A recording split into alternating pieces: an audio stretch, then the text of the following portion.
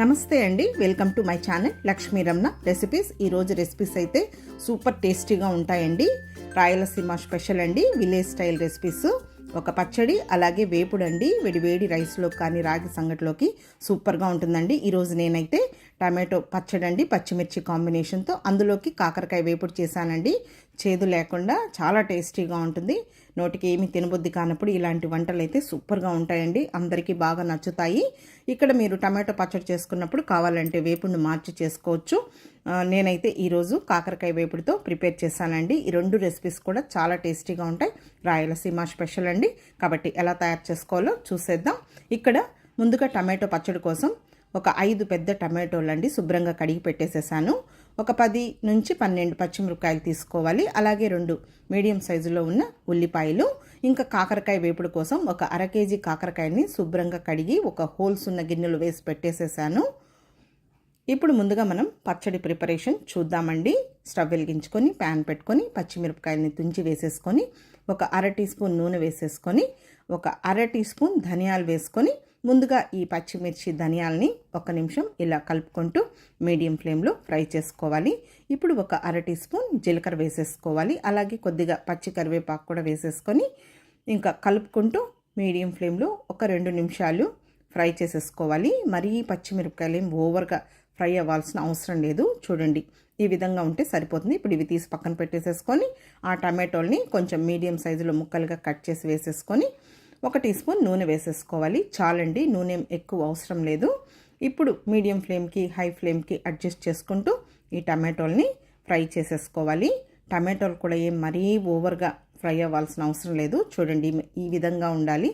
అంటే వేగినట్టు ఉడికినట్టు ఉండాలి. ఆయిల్ కూడా ఎక్కువ అవసరం లేదు. చూడండి, ఇప్పుడు టమాటోలు మగ్గిపోయాయి. ఇప్పుడు ఇందులో కొద్దిగా చింతపండుని నేను నానబెట్టి పెట్టానండి. ముందుగా కొద్దిగా రాళ్ళుప్పు వేశాను. ఇప్పుడు ఈ చింతపండుని కూడా వేసేసాను. ఇంకా ఆ టమాటోలు కొంచెం వేడిగా ఉన్నాయి కాబట్టి ఆ చింతపండు ఆల్రెడీ నానబెట్టాం కాబట్టి మెత్తబడిపోతుంది. మరీ ఎక్కువ చింతపండు కూడా అవసరం లేదు. ఆ క్వాంటిటీ కొద్దిగా అయితే సరిపోతుంది. ఇప్పుడు చల్లారిన తర్వాత పచ్చిమిరపకాయలని మిక్సీ జార్లోకి తీసేసుకున్నానండి. అలాగే చింతపండు మాత్రం తీసుకొని ఇంకొంచెం రాళ్ళుప్పు వేసుకొని ఒక 5-6 వెల్లుల్లి రెబ్బల్ని కచ్చాపచ్చగా దంచి వేసుకొని ముందుగా జస్ట్ ఒకసారి గ్రైండ్ చేసుకున్న తర్వాత ఈ టమాటోలు కూడా చల్లారిపోయాయి. అవి కూడా వేసేసుకొని కొద్దిగా కొత్తిమీర వేసేసుకొని ఇంకా ఆ ప్యాన్లో కొంచెం మనం ఫ్రై చేసాం కదా, అందులో కొద్దిగా నీళ్ళు వేసేసుకొని చూడండి ఈ విధంగా మిక్సీ పట్టేసేసుకోవాలి. అచ్చు రోట్లో లాగే అండి. మీకు రోల్ అవైలబుల్ ఉంటే రోట్లో కూడా దంచుకోవచ్చు. ఇప్పుడు మనం తీసుకున్న ఉల్లిపాయని కొంచెం చిన్న ముక్కలుగా కట్ చేసి వేసుకొని జస్ట్ ఒకసారి గ్రైండ్ చేసేసుకోవాలి. అంతే అండి, టమాటో పచ్చడి రెడీ అయిపోయింది.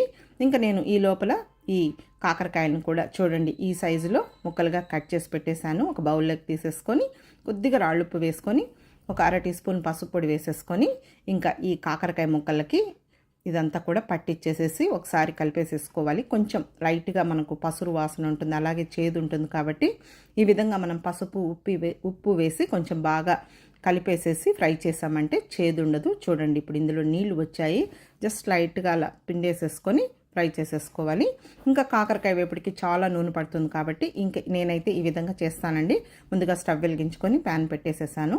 ఒక 3 టేబుల్ స్పూన్ల నూనె వేసాను. ఇంకా ఈ కాకరకాయ ముక్కల్ని ఒక 3 సార్లుగా కొంచెం వేసేసుకొని హై ఫ్లేమ్కి మీడియం ఫ్లేమ్కి కలుపుకుంటూ ఫ్రై చేసేసుకోవాలి.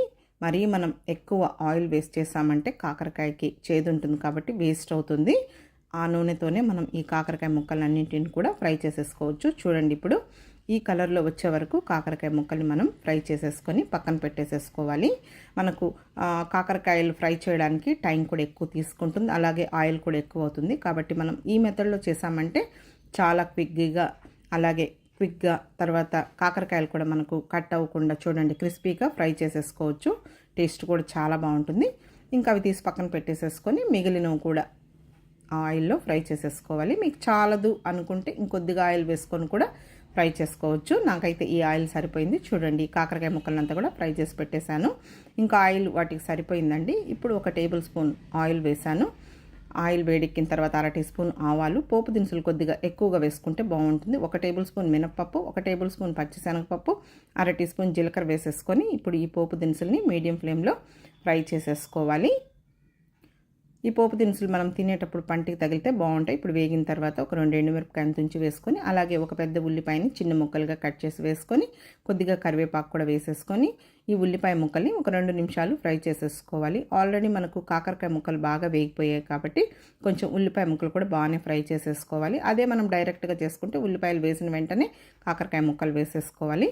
ఇప్పుడు కాకరకాయలు మనం ముందుగా వేయించి పెట్టుకున్నాం కదండి, ఉల్లిపాయలు వేగిన తర్వాత అవి కూడా వేసేసుకొని, ఇంకొక పావు టీ స్పూన్ పసుపు పొడి వేసేసుకొని జస్ట్ ఇదంతా కలుపుకుంటూ 1 నిమిషం ఫ్రై చేసేసుకోవాలి. ఆల్రెడీ మనకు కాకరకాయలు వేగిపోయాయి. ఇప్పుడు ఒక 10 వెల్లుల్లి రెబ్బల్ని కచ్చాపచ్చగా దంచి వేసుకొని, 1 టీ స్పూన్ కారం పొడి, 1/2 టీ స్పూన్ ధనియాల పొడి వేసేసుకొని, 1 టీ స్పూన్ పుట్నాల పొడి అండి కొంచెం కచ్చాపచ్చగా దంచి వేసేసుకోవాలి. నేను ఎక్కువైతే ఈ మెథడ్లోనే ఫ్రై రెసిపీస్ చేస్తానండి, బాగుంటుంది.